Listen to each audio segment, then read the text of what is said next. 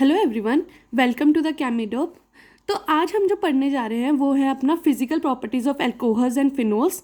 ठीक है, तो इससे पहले मैंने चैनल पे अपने जो अपलोड किया है वो है classification of alcohols and phenols upload कर दिया है, और मैंने प्रेपरेशन ऑफ अल्कोहल्स अपलोड किया हुआ है, प्रेपरेशन ऑफ फिनोल्स अपलोड किया हुआ है। तो अगर आप उन वीडियोस को देखने में इंटरेस्टेड हो तो उन वीडियोस का लिंक मैं आपको इस वीडियो के डिस्क्रिप्शन में दे दूँगी और आप उनको चेक कर सकते हो। तो आपको ये वाला टॉपिक और भी अच्छे से समझ में आएगा, तो वीडियो को एंड तक देखते रहना। तो अभी हम शुरू करने जा रहे हैं physical properties of alcohols and phenols. तो अल्कोहल हमारा ऐसा होता है जिसमें OH ग्रुप और उसके साथ एक अल्काइल ग्रुप लगा होता है, और एक हमारा फिनोल होता है। फिनोल क्या होता है? हमारे पास OH और एक बेंजीन रिंग के ऊपर लगा हुआ है ना। यही होते हैं दोनों चीज़ें। अब हमें देखना है फिजिकल प्रॉपर्टीज़ में से क्या आ सकता है जो हम आंखों से देख सकते हैं, मतलब कि हाँ, हमें चेंज पता चल रहा है कि ये वाली चेंजिंग हो रही है। ठीक है, अब बॉइलिंग पॉइंट है। ठीक है, बॉइलिंग पॉइंट हमने हीट किया, हमारे थर्मामीटर में टेम्परेचर चेंज हुआ, तो हमें पता चल जाएगा ना कि ये कुछ चेंज हो रहा है। हाँ, कि कोई बॉयल हो रही है चीज़। बॉयल होने का मतलब क्या है? टेम्परेचर बढ़ेगा ही। ठीक है, तो अब बॉइलिंग पॉइंट हम देखते हैं कि इसमें क्या अंतर आता है। ठीक है, पहले हमने देखा था हेलो एल्केन और हेलो एरीन के केस में भी देखा था कि बॉइलिंग पॉइंट और मेल्टिंग पॉइंट में डिफरेंस आ रहा था, तो उसमें भी बॉइलिंग पॉइंट ले रहे थे क्योंकि उतनी स्ट्रॉन्ग इंटरेक्शन नहीं थी। जैसे हेलो एल्केन्स में क्या हो रहा है, उतनी स्ट्रॉन्ग इंटरेक्शन तो नहीं होती, only van der Waals forces of attraction work करती है। जैसे क्या होता है, जो सॉलिड्स होते हैं उसमें स्ट्रॉन्ग इंटरेक्शन होती है तो उसको मेल्ट करना पड़ता है। सॉलिड को मेल्ट करेंगे, लिक्विड तो बॉयल ही होगा ना, इसलिए हमें बॉइलिंग पॉइंट देखना होता है। ठीक है, अल्कोहल्स भी लिक्विड होते हैं, उनका बॉइलिंग पॉइंट देखेंगे। अब बॉइलिंग पॉइंट कैसे डिफर करता है वो देखते हैं। अगर बॉइलिंग पॉइंट इंक्रीज कर रहा है, बॉइलिंग पॉइंट इंक्रीज कैसे करता है? जैसे जैसे number of carbon atom increase करेंगे ना, वैसे वैसे बॉइलिंग पॉइंट इंक्रीज करेगा। क्यों इंक्रीज करेगा? क्योंकि वंडरवॉल फोर्स ऑफ अट्रैक्शन आ जाती है। मान लो दो OH है, इसमें क्या हो रही है? इंटरेक्शन हो रही है। इंटरेक्शन हो रही है यहाँ पे OH के साथ।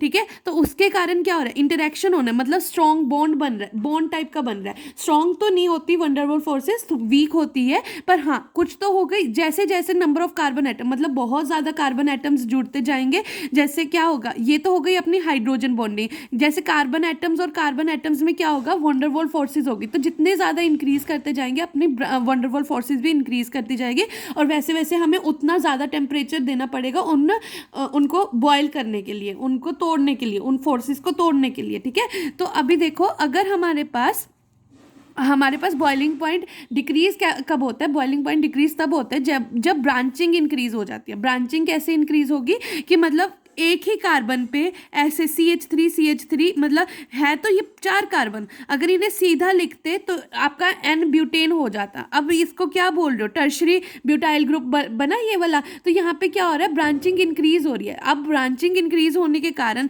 ये वाला कार्बन दूसरे कार्बन से नहीं इंटरेक्ट कर पा रहा, तो अपने आप में ही यहाँ पे एक स्टेरिक हिंड्रेंस टाइप की क्रिएट हो रही है ताकि वंडरवॉल फोर्सेस ना हो सके। तो इसी के कारण क्या हो रहा है? यहाँ पे बॉइलिंग पॉइंट डिक्रीज हो रहा है। बॉइलिंग पॉइंट क्या हो रहा है? डिक्रीज हो रहा है। अब हमने क्या ले लिया, हमारे पास आए, हमने देखना है कि बॉइलिंग पॉइंट का और क्या क्या कारण है। यहाँ पे देखो, जब ROH है, यहाँ पे क्या हो रही है? इंटरेक्शन हो रही है अपने अंदर ही। यहाँ पे क्या हो रही है? हाइड्रोजन बॉन्डिंग टाइप की बन रही है। तो हाइड्रोजन बॉन्डिंग भी एक कारण है कि बॉइलिंग पॉइंट बहुत ज़्यादा इंक्रीज कर रहा है। अब फिनोल्स में भी ऐसी हाइड्रोजन बॉन्डिंग हो रही है, देख रहे हो? तो इसी हाइड्रोजन बॉन्डिंग के कारण ही हमें पता है कि जो फिनोल्स और अल्कोहल्स की जो कैरेक्टरिस्टिक प्रॉपर्टीज़ होती है इन्हीं हाइड्रोजन बॉन्डिंग पे डिपेंड करती है।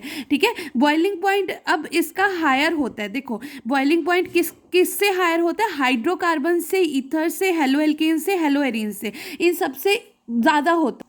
अब हमें ये देखना है कि क्यों ज़्यादा होता है। हमें ये तो देखना पड़ेगा ना कि क्यों ज़्यादा होता है। तो यहाँ पे देखो कि अगर इंटरमोलिकुलर हाइड्रोजन बॉन्ड फॉर्मेशन हो जाती है, इंटरमोलिकुलर हाइड्रोजन बॉन्ड जैसे हमने यहाँ पे देखा था, इंटरमोलिकुलर हाइड्रोजन बॉन्ड नहीं, तो यहाँ पे अगर हम ऐसे देखें तो क्या हो रहा है कि यहाँ पे स्ट्रॉन्ग फोर्सेज है, यहाँ पे क्या होगी? स्ट्रॉन्ग फोर्सेज होंगी, पर इधर क्या हो रही है? यहाँ पे हाइड्रोजन बॉन्डिंग नहीं हो सकती ना, हाइड्रोजन बॉन्डिंग नहीं हो सकती। दूसरे के पास अगर दूसरा कोई ईथर लेते हैं, दूसरा कोई ईथर लेते हैं तो यहाँ पे हाइड्रोजन बॉन्डिंग नहीं होगी, क्योंकि कुछ H तो होना चाहिए ना हाइड्रोजन बॉन्डिंग के लिए, मतलब कि एक इलेक्ट्रोनेगेटिव एटम के साथ कोई H जुड़ा होना चाहिए, तभी तो हाइड्रोजन बॉन्डिंग होगी।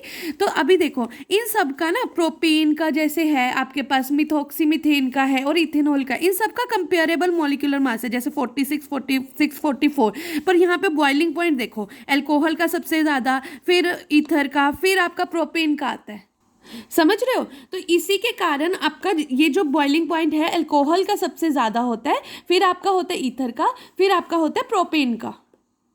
अब आप देखो सोल्यूबिलिटी भी एक फिजिकल प्रॉपर्टी ही है, तो सोल्यूबिलिटी को कैसे डिफाइन करोगे? सोल्यूबिलिटी को ऐसे डिफाइन करोगे, अगर आपके पास इथेनॉल है, मान लो आपके पास इथेनॉल है, ठीक है, तो अब पहले इसमें इंटरेक्शन थी, इथेनॉल की इथेनॉल से इंटरेक्शन हो गई, आपने क्या किया, पानी में घोल दिया, पानी में घोल दिया, तो ये वाटर के साथ भी क्या करेगा, हाइड्रोजन बॉन्डिंग करने की कोशिश करेगा, तो जो इनमें भी स्ट्रॉन्ग इंटरेक्शन टाइप की बन जाएगी। कोई चीज़ घुलती तब है जब जो बाद में बनने वाली, जैसे अल्कोहल से अच्छी इन दोनों में बन रही है, इन दोनों में बन रही है, तो क्या हो रहा है, ये ज़्यादा सॉल्युबल होगा। इंटरेक्शन देखनी होती है कि किस में ज़्यादा स्ट्रॉन्ग होती है। अगर वाटर में इंटरेक्शन ज़्यादा स्ट्रॉन्ग है, इथेनॉल में इंटरेक्शन ज़्यादा स्ट्रॉन्ग है, तो वो उतना सॉल्युबल नहीं होगा, वो उतना सॉल्युबल नहीं होगा। पर अगर इथेनॉल और वाटर में अब यहाँ पे ज़्यादा स्ट्रॉन्ग इंटरेक्शन है, तो ये ज़्यादा सॉल्युबल होगा, ठीक है, तो ये क्या होगा, ज़्यादा सॉल्युबल होगा। और अगर हम ब्रांचिंग इंक्रीज कर दे, तो ये वाटर मॉलिक्यूल इसके पास नहीं